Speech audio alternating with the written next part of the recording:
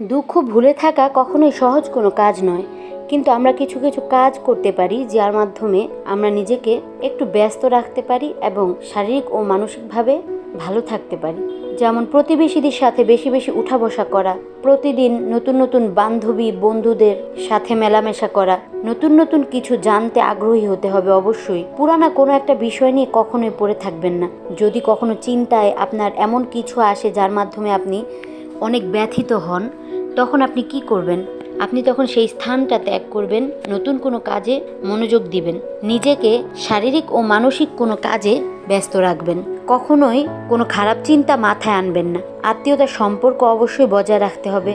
আত্মীয়দের সাথে বেশি বেশি মেলামেশা করতে হবে। চারপাশে নজর বুলিয়ে দেখেন, আরও কত মানুষ আছে আপনার চাইতেও বেশি দুঃখী। তাদেরকে দেখলে আপনি অবশ্যই একটু হলেও বেশি ভালো থাকবেন তাদের থেকে। এছাড়াও দুঃখের সাথে অবশ্যই মোকাবেলা করতে হবে আল্লাহ তাআলার রহমতের মাধ্যমে। আল্লাহ ছাড়া কখনোই সম্ভব না সুখে থাকা।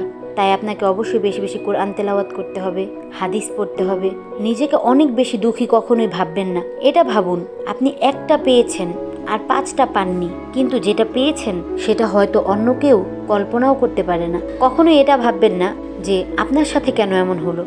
ভালো কিছু তো অনেক কিছুই হয়, কিন্তু আমরা 10টা ভালোর জায়গায় যদি একটা খারাপ হয়ে যায় সেটা সহ্য করে নিতে পারি না। চিন্তা ভাবনাকে সবসময় উপরের দিকে রাখতে হবে, দুঃখ কষ্টগুলোকে সেইখানেই পরিত্যাগ করতে হবে।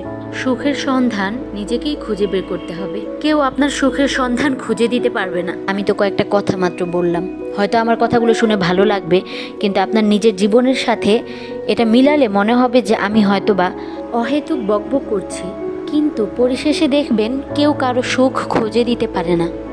নিজের সুখের সন্ধান নিজেকেই খুঁজে নিতে হয়।